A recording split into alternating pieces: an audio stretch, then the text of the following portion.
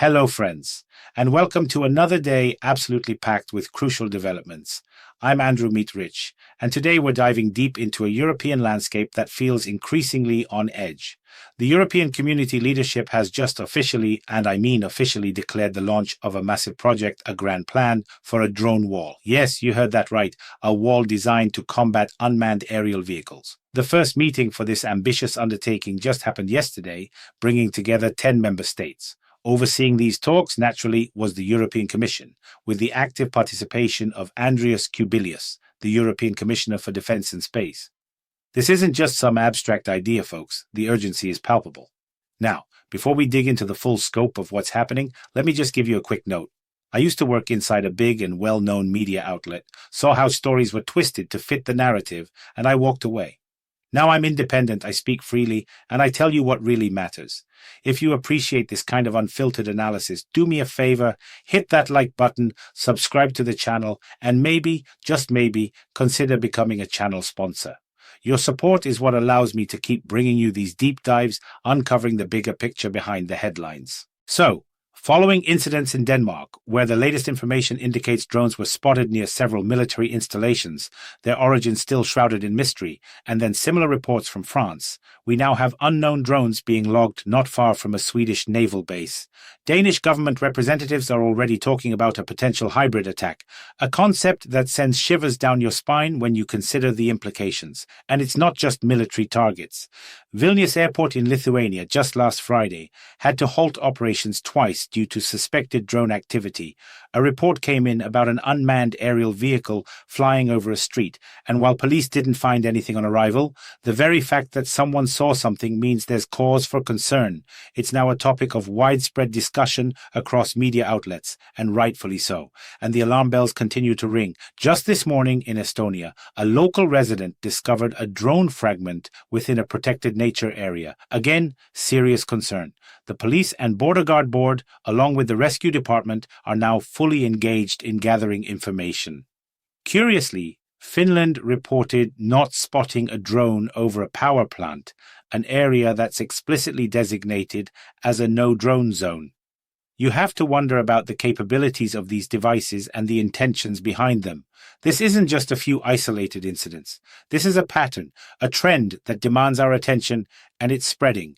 Now, connecting directly to this, it's crucial to note that several drones have also been spotted in northern Germany. An immediate investigation into espionage has been launched. And here's where it gets serious.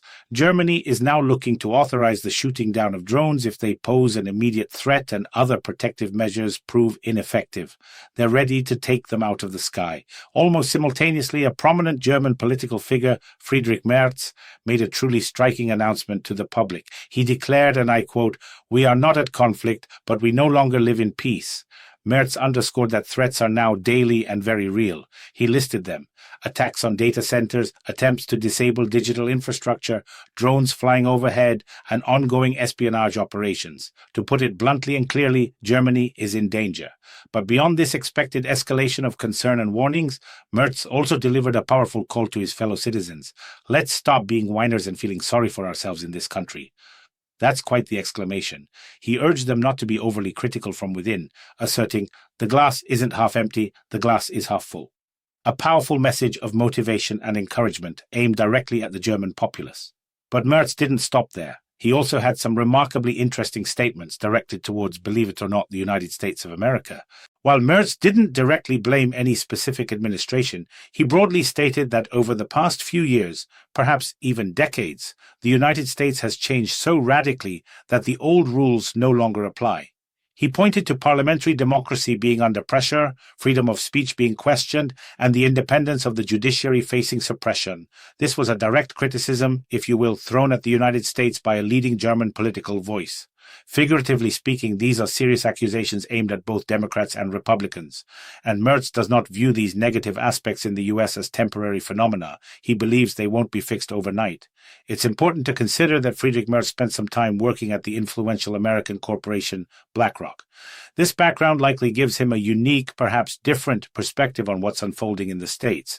But here's the problem. Much of the negativity and suppression of free expression Merz observed in the US is also present first and foremost in Germany itself and in many other countries too. Now, speaking of internal European struggles, Brussels leadership has openly admitted that right now there's no way to overcome Hungary's vetoes.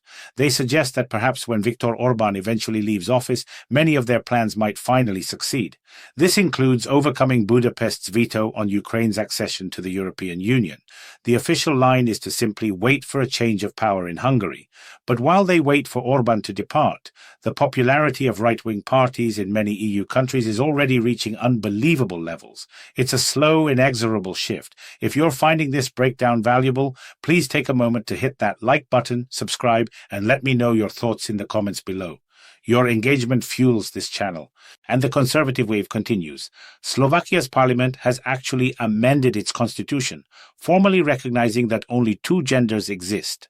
The new amendment also makes it virtually impossible for anyone other than married couples to adopt children. They simply aren't interested in dissenting opinions. This is despite the Council of Europe's Human Rights Commissioner having previously urged lawmakers not to greenlight these changes, but they did. Meanwhile, Poland is tightening its residency rules for hundreds of thousands of Ukrainian refugees. An official from the Polish president's chancellery announced that the head of state has signed the relevant law. The main new provision: from now on, Ukrainians will only receive child benefits if they are working and paying taxes in Poland. Furthermore, the child must also be enrolled in a Polish educational institution.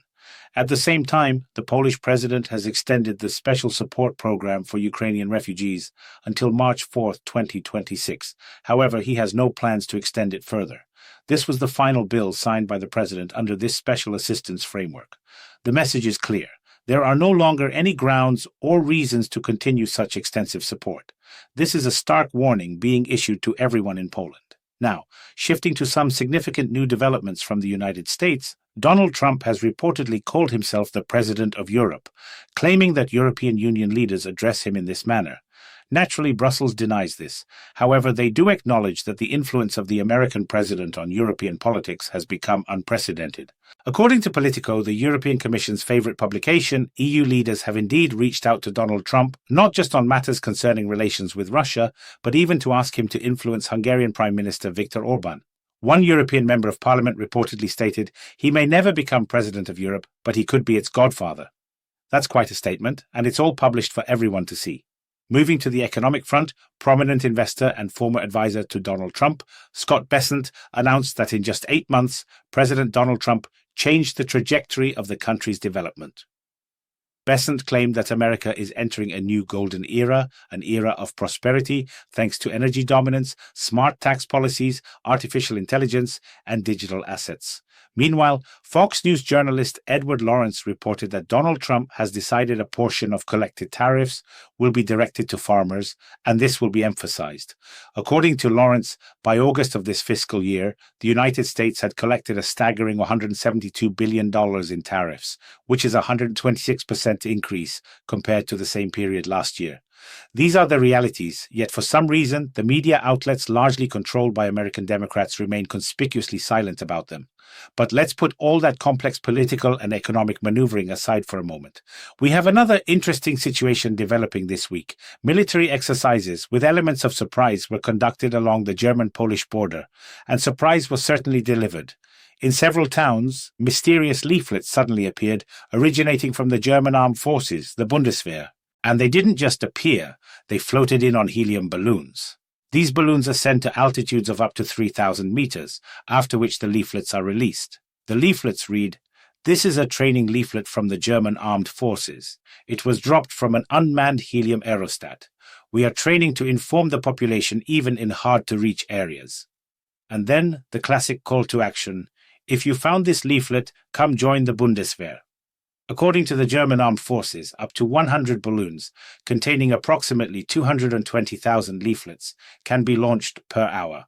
However, because wind direction cannot be precisely predicted, these leaflets ended up drifting 35 kilometers deep into Poland. Naturally, many Poles were stunned by these leaflets. A real commotion ensued. What exactly was happening? Germans in Poland seemingly calling on people to contact their military.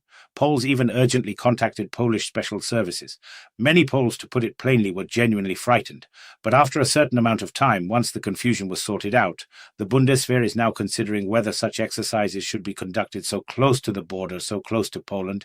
Experts are now explaining that these balloons are actually designed for emergency air deployment to drop informational leaflets specifically behind enemy lines. So it turns out Germany is even practicing this particular strategy. These are the informational snapshots of today, right now, and they truly speak volumes about the shifting dynamics in Europe and beyond. So, what have we covered today? We've seen Europe moving to build a drone wall as mysterious drones are spotted across several countries, prompting espionage investigations in Germany and a candid assessment from a prominent German political figure, Friedrich Merz, about the new era of daily threats. We've also touched on the EU's ongoing struggle with Hungary's veto power and the growing influence of right-wing sentiments, along with Slovakia's recent constitutional changes. On the humanitarian front, Poland is adjusting its support for Ukrainian refugees. And across the Atlantic, Donald Trump's perceived influence in Europe is being debated, alongside optimistic economic forecasts from his allies and reports of increased tariff revenues. Finally, we looked at the unexpected German military exercises near the Polish border that caused quite a stir. Friends, this is a rapidly evolving global landscape, and staying informed is more critical than ever. Please, if you found this analysis insightful, take a moment to like this video, subscribe to the channel, and seriously consider becoming a sponsor. Your direct support empowers independent voices like mine to continue cutting through the noise and delivering the truth. Until tomorrow, I wish you peace and safety. Believe me, there's always more to share. All the best.